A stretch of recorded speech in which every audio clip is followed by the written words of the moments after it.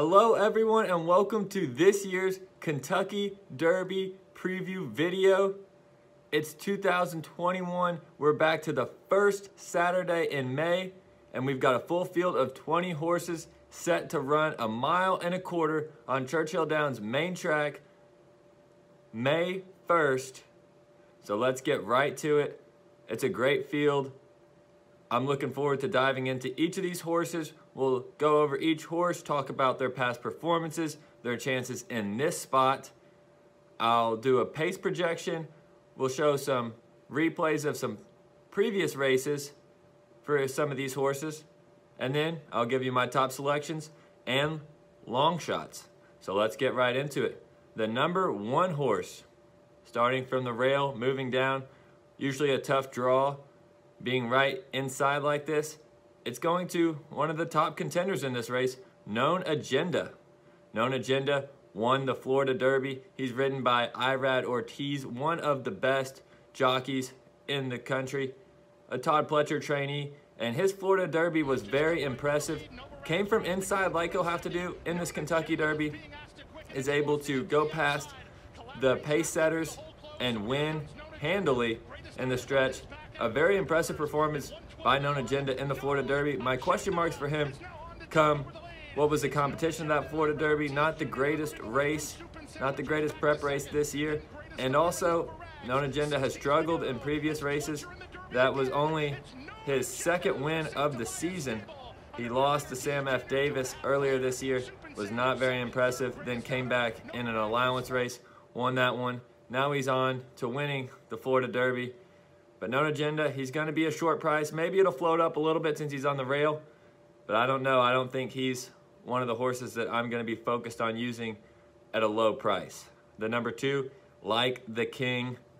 Like the King won the Jeff Ruby Stakes, which is a 100-point prep race, but very different from all the other prep races in the fact that it's not even a dirt race.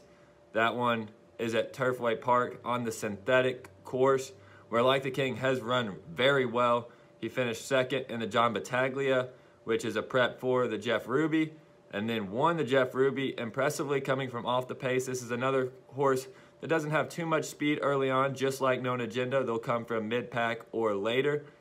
But I don't think this horse is going to be coming running at the end. Only 2 lifetime dirt starts. Neither of them did he win. Looks like a synthetic or turf horse to me. Like the King, won't be using that guy. Number 3 is Brooklyn Strong, who got in the Kentucky Derby due to a lot of defections. A lot of horses with the points to run in this race are not doing so. Brooklyn Strong only 10 points in Kentucky Derby prep races, and that came off a Remsen victory back in December of 2020, where he won by a neck. That was a race where Known Agenda was in it before Known Agenda really picked up his form in this last part of this 2021 season now. So Brooklyn Strong is a horse that, after that Remsen, has only raced once this whole entire year in the Wood Memorial. Came back not impressive, 5th place in that one, behind 2 horses that are also in this field, Bourbonic and Dynamic, one we'll get to. Brooklyn Strong, lucky to even be in this field. I don't think he fits here, will not be using. The number 4, Keep Me in Mind, a horse that last year at least was always running close to the money, in the money, but never in the winner's circle. This year, he isn't even close to the money now. In his 2 races this season, a 6th place and a 5th place, coming in the Rebel Stakes, losing to Concert Tour, who is a Bob Baffert horse that decided not to run in this Derby, and then in the Bluegrass, losing to Essential Quality and Highly Motivated. Wasn't really a factor in either one of these 2 races. Keep Me in Mind looks like he has not improved from his 2-year-old season. I don't think he has much of a shot in this race. I won't be using him either. Now the number 5 is Sainthood, and we talked about that Jeff Ruby Stakes that Like the King won. Let's look at Sainthood, who ran 2nd in that race. He had to go through a lot of trouble down the stretch in that race. Him and Like the King both outside, coming down to the wire, but Sainthood ran into the back of another horse, had to slow down, pretty much pull up to go around him. Ends up closing well to get 2nd place. And this is a horse that does have some success on the dirt, unlike Like the King. Does have a maiden victory on the dirt. Also, another second place on the dirt. That was only St. Hood's third career race in the Jeff Ruby, and looked good doing it at 50-1. If he stays near that price, I don't know if he can win the Kentucky Derby, but definitely an interesting long shot that you could use and hope that he comes running late like he did in the Jeff Ruby, maybe this time without as much traffic. St. Hood, definitely a live long shot.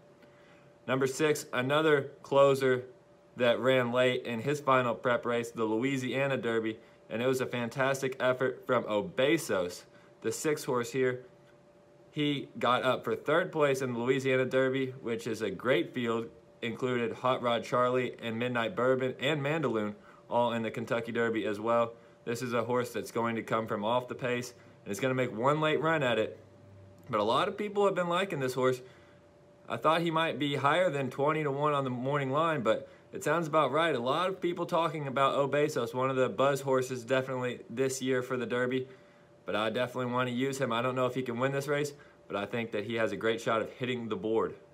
The number 7 is another New Orleans horse that was in that Louisiana Derby, and that's Mandaloon. Mandaloon struggled in the Louisiana Derby, but where he really shined was the race before in the Risen Star. Was excellent, beating Midnight Bourbon, beating Obesos. So then he threw in a clunker in the Louisiana Derby. His Risen Star, great. Louisiana Derby, not so much. Definitely one of the horses with the most question marks surrounding this Derby. If he runs like he did in the Risen Star, he has a great shot. If he runs like he did in the Louisiana Derby, he has no shot at all. So it's just about what type of performance are we going to get from this Brad Cox trainee. Brad Cox has the favorite in this race, Essential Quality, we'll touch on. But Mandaloon, another strong horse, his 2nd contender in this race. If he runs his best, he could be a player. But his most recent race definitely raises question marks. Number 8 is Medina Spirit, Bob Baffert's only horse in the field. Bob Baffert saddles a bunch of great Derby horses, it seems like, every year, including last year. He had the winner Authentic. In 2018 with Justify, a Triple Crown winner. 2015, American Pharaoh, another Triple Crown winner. This is the only one Bob Baffert has this year. And Medina Spirit is a tough, hard-working horse, but doesn't win too many races. He only has 2 wins in his 5 career lifetime starts. However, he has ran 2nd in each of those other 3 races, so he definitely knows how to run well. And we're going to show you this Robert Lewis, where Medina Spirit is able to run very well, hold off Hot Rod Charlie as well as another horse down the stretch in impressive fashion to be able to get Medina Spirit his only win here in 2021. But what a win it was against Hot Rod Charlie, another horse that is a major contender in this race, and his losses have come against great competition. Life is Good, another Bob Baffert horse that would probably be the favorite in this race if he was healthy, and Rock Your World, who came on as a sensation in that Santa Anita Derby. So Medina Spirit hasn't won every time, but has been facing good company and holding his own. Definitely an interesting horse, plus it's Bob Baffert. Cannot count him out. The number 9 is Hot Rod Charlie, who has been in a lot of great races. His last 3 races definitely all very important. In 2020 was 2nd in the Breeders' Cup Juvenile behind Essential Quality.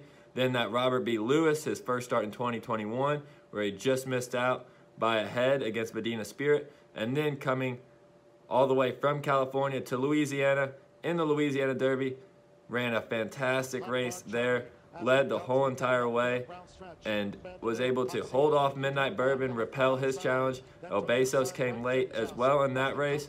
Those 3 all heading up to Churchill Downs, and Hot Rod Charlie with a great shot, in my opinion, in that Robert B. Lewis. It was his first start of the season, whereas Medina Spirit already had a race under his belt in January. So Hot Rod Charlie probably wasn't at his 100%. I think he's definitely eligible to improve once again off the Louisiana Derby effort. A win contender in my eyes, Hot Rod Charlie. The number 10, Midnight Bourbon. 20-1 on the morning line. Another Louisiana horse, this one trained by Steve Asmussen, and he definitely has a great shot as well. He's going to be one of the early speed, likes to be right up near the leaders to start the race. Similarly to these last couple horses though, the 7 Mandaloon has speed, Medina Spirit the 8 has speed, the number 9 Hot Rod Charlie has speed as well. When the gates break open, look for that 7 to 10 post and make sure that all of them break cleanly, because I think they all want to be forwardly placed to have a great shot to win. Midnight Bourbon being in that group, but he definitely has a great chance. Wasn't able to win either of his last 2 races in that Risen Star, losing to Mandaloon in the Louisiana Derby, falling to Hot Rod Charlie, but has been competitive and does have a graded stakes win earlier this season in the LeCompte, where he was able to beat Mandaloon.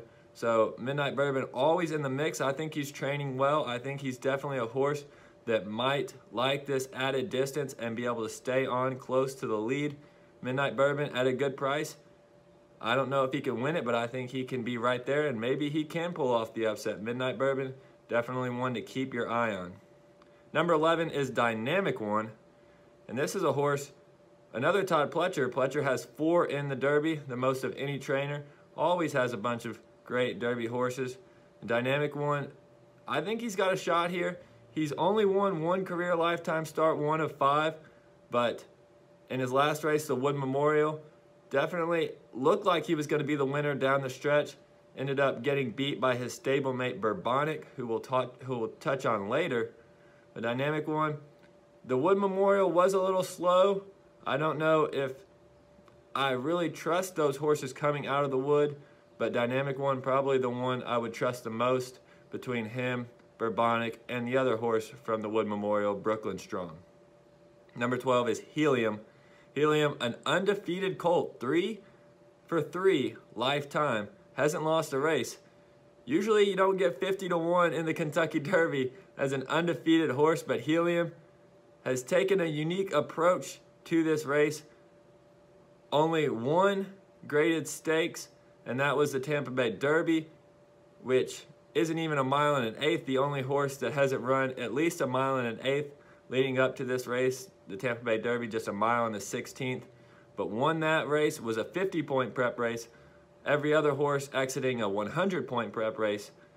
But Helium said, I'll take my 50 points and go. Mark Casse, I guess, was the one that made that decision, his trainer. Mark Casse has another horse in this field, but Helium, I think, is a live long shot. He's a closer. He likes to come from off the pace. He's proven he can win before. This is a huge step up in competition. He's going a lot more distance as well. I don't think he's a win contender, but at 50 to 1, he definitely could reach the top 4. Number 13, Hidden Stash. This is the horse that battled in the lane against Helium in that Tampa Bay Derby.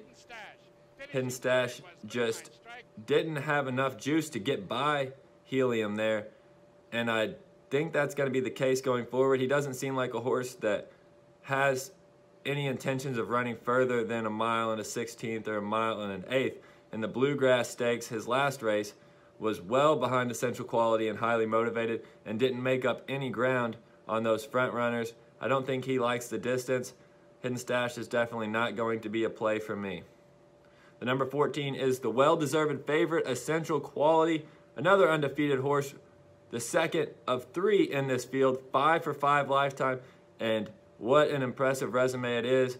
Won the Grade 1 Breeders' Futurity and the Grade 1 Breeders' Cup Juvenile in 2020. And now, to start this season, picked up a nice win at Oaklawn in the Southwest Stakes, and then the Bluegrass Stakes was awfully impressive as well, beating Highly Motivated. So Essential Quality in that Breeders' Cup Juvenile took down a bunch of foes that are in this race, including Hot Rod Charlie, Keep Me in Mind, and King Fury. This horse has never lost, has never done anything wrong in his career. A well-deserved favorite, but I think that there are others that are just as much quality as Essential Quality. So we'll see if he's my top pick or not, but I do like this horse, definitely a very nice colt. The number 15, Rock Your World, and that's exactly what he did in Santa Anita when he stepped up from the turf. Won his first 2 career lifetime starts on the turf, then switches over to the dirt for a graded stakes in his first graded stakes performance. And wires the field, a great field that included Medina Spirit, who was the favorite that day. Rock Your World never allowed him to have a chance as he kicked on in the stretch, and it was a very impressive performance. This horse has early speed, but had a great closing kick in the Santa Anita Derby as well. The only question is, does he get that clean of a trip? There weren't that many horses in the Santa Anita Derby that day. A lot more going to be here on Saturday. So that's the biggest question to me for Rock Your World. Trained by John Sadler. Joel Rosario, a fantastic jockey in the saddle for Rock Your World. He is the third undefeated colt of the three, Helium, Essential Quality, and Rock Your World. The second choice on the morning line, and definitely a major player in this race with his early speed and his impressive performance in the Santa Anita on his dirt debut. The number 16 is King Fury, and King Fury had a very nice 2-year-old season, was a winner in the street sense, then made it to the Breeders' Cup Juvenile, but struggled there, running 7th place behind Essential Quality, then came back in the Kentucky Jockey Club and couldn't Keep Me in Mind. So lost to some Derby contenders in his 2020 season, and he took a long break. Didn't run from November until April 21st, came back in the Lexington Stakes, which also is only 1 mile and a 16th. So him and Helium, the two horses that haven't gotten to even 1 mile and an 1/8 yet. But King Fury was dominant in the Lexington, came from off the pace on a sloppy track, and ran by all the leaders and the big favorite Proxy that day. So King Fury looked like a totally different horse from his 2-year-old season now to his 3-year-old season, but question marks there. It was a fast pace in the Lexington that benefited his closing style. It was a sloppy track. It was a shorter distance. But if he continues to improve, definitely could be a major player at a nice price. Keep your eye on King Fury. The number 17 is Highly Motivated, and Highly Motivated was just that in the Bluegrass Stakes.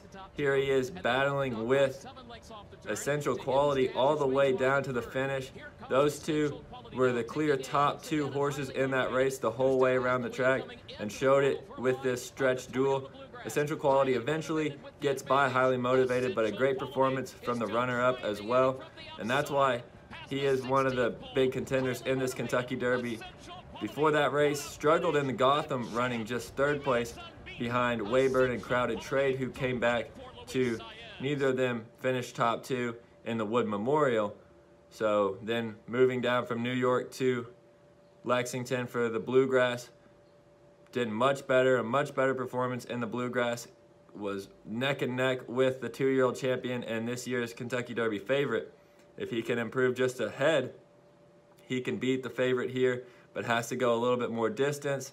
He'll be coming from the middle of the pack. I don't think he'll be able to set the pace like he did in the Bluegrass, where there was not as much speed.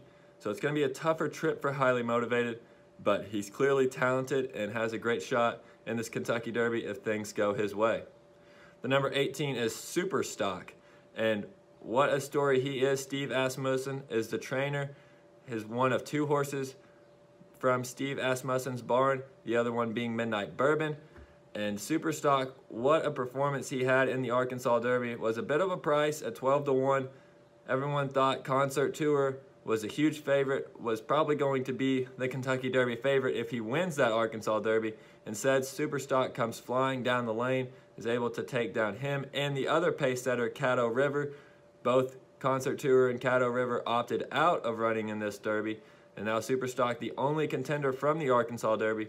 So it's going to be a question of, did that pace duel between Concert Tour and Caddo River, was that the reason why Superstock was so successful in the Arkansas Derby? And I lean to yes in that one. He's a great story and a fun horse, but Superstock, I think, benefited from a great pace and trip in the Arkansas Derby. I don't expect him to get that here at Churchill. I won't be using Superstock.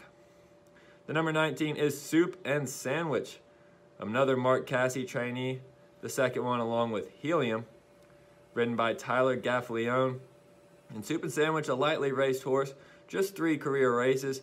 He had won his first two, was undefeated going into that Florida Derby, that we saw Known Agenda go by him in the stretch to win the Florida Derby. Soup and Sandwich settles for second place, but enough to get him into this Derby. He will be a pace factor, but from this far outside at 19, it's going to be tough for him to get all the way over and break better than the horses inside of him and get to a position where Rock Your World will have some speed. Medina Spirit, Midnight Bourbon, Hot Rod Charlie, any of those horses could go to the lead and push Soup and Sandwich out wide on that first turn.